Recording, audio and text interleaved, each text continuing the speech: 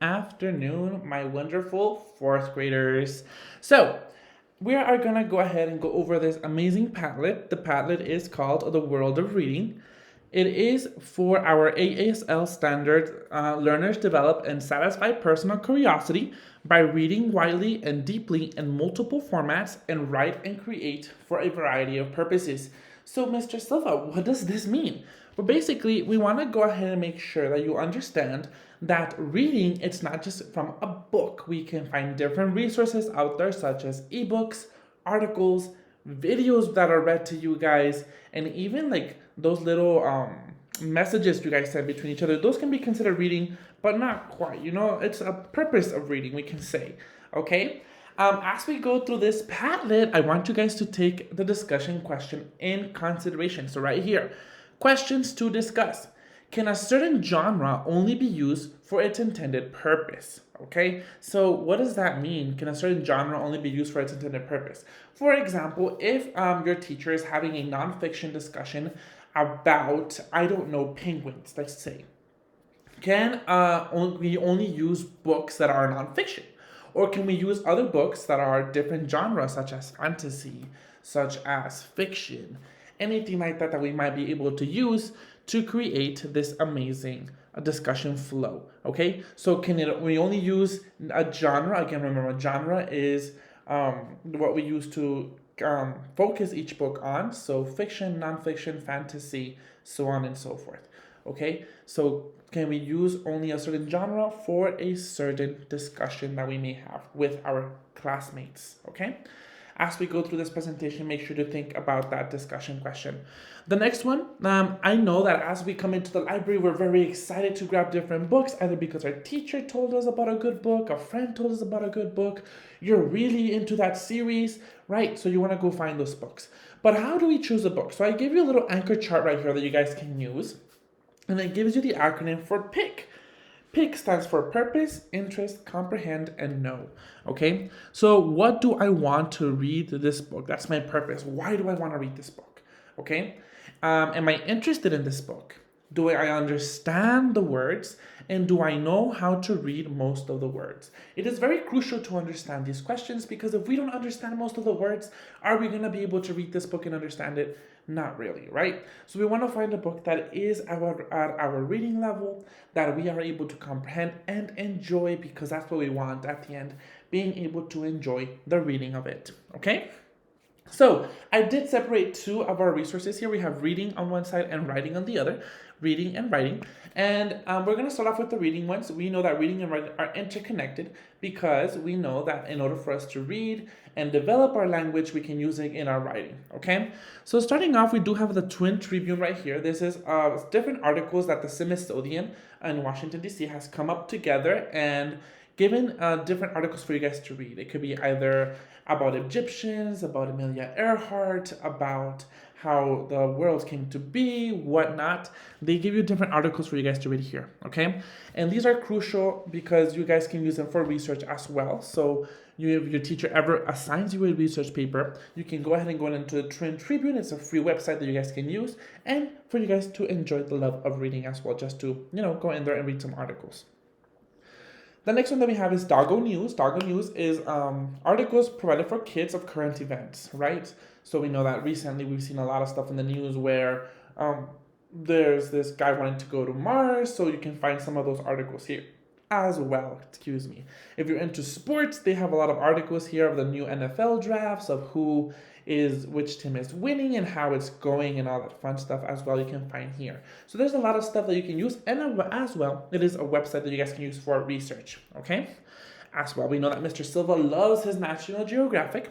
National Geographic Kids helps you guys understand how different resources are made, especially for science. We use National Geographic for science a lot because it connects with nature, and we know that our teachers love to connect science in our lessons. So in any case, if they ask you to read a National Geographic or something with it, and you need something quick to read, we can go into natgeokids.com, and it will provide you articles for that as well, okay?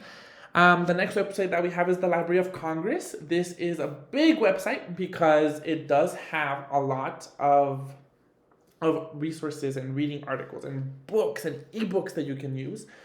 Everything that's been published and has what we call an ISBN, that's the little number on our books, is published through the Library of Congress. So majority of the books that we enjoy, and if we can't find it in the library, then we are going to be able to find it online on the Library of Congress. So we do have that there for you guys as well. And one of our favorites, I know we all love it, it is our Storyline Online. So last week when you guys came in for our spooky talk, we did have one of our Mexican actors, Jaime Camil, read one of our favorite books that we all liked called Zombies Don't Eat Veggies, right? And we all had that fun talk about how we need to be accepting of everybody. So again, this is the webpage Mr. Silva found that book. Sometimes as we learn to read and learn how to move on with what we need, we think, oh, I don't like to read. We can start off by somebody reading to us. So Storyline Online does that amazingly, okay? It has a lot of different children's books that different famous actors and even NFL players and basketball players read to you guys. So you guys can go ahead and use that as well, okay? Moving on to our writing resources, we do know that reading and writing go hand in hand, like we mentioned earlier. So I did provide an article that shows Jason Reynolds. This is this guy that created the Write series. And he gives us different objects, different things to do as to how we go in there and produce our writing, okay? I understand that as fourth graders, we are a grade level, that your teachers focus a lot on writing. And I know that last week they started talking about the expository pillar and then showing you guys how to write introductions, how to write main ideas, how to write conclusions, right? So in the Write series, Jason Reynolds does a little bit of help you guys understand how to correctly write and what we can do to focus or make our writing better. Obviously, we also have Brain Pop Writing. Brain Pop Writing, you do guys have access to it, so your teachers do have access through ClassLink. So make sure when you guys go in there, you guys, when you go into Brain Pop Writing, it gives you different things about grammar, different punctuation efforts, right? And it also helps you on how to do a research paper, a journal article, anything fun like that, okay? And it has videos too, so we have Tim and Moby to help us out, and they help you out on how to create all of these amazing interactions.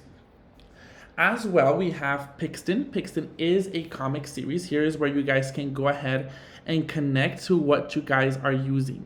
Okay, so Pixton creates different comics. And I know some of us really dislike writing because I've seen it in the past. We've done lessons in class where some of you guys really do not enjoy the writing fun of it, right? So Pixton incorporates the fun things. So in here, what do I mean by fun things? You like to create comics? Pixton's the place to go. And this is something that we can use to start writing. Okay, it allows you to do a panel, and you guys do different. You'll do the theme the teacher assigns, and you'll start writing a little bit, and then eventually we will move away from the writing, from the drawings and all that, and just focus on the writing. So this is a head start for some of us that are having difficulty on writing. Our last two web pages that we have is IXL Language Arts. Again, this is in your class link provided by your teachers. So when you guys go in here, it's kind of like a game where it asks you different questions, it targets different objectives. So if you're really having difficulty in doing an introduction, then your teacher will assign different questions regarding it. It will guide you through it, you will win rewards, and it gives you also a SMART score. Okay, the SMART score, once you reach a certain level, it enters this challenge zone. So it gives you different questions regarding what the challenge zone is.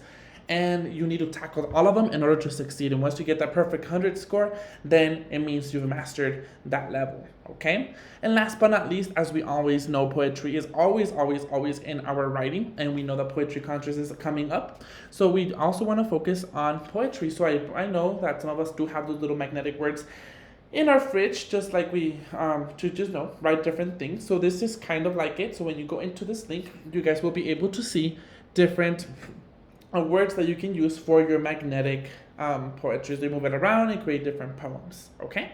As we spiral back and close this lesson, I want you guys to go back and answer that discussion question for me. Can a certain genre only be used for intended purpose? I hope this was a fun lesson. I can't wait to see you all, and have a great rest of your day.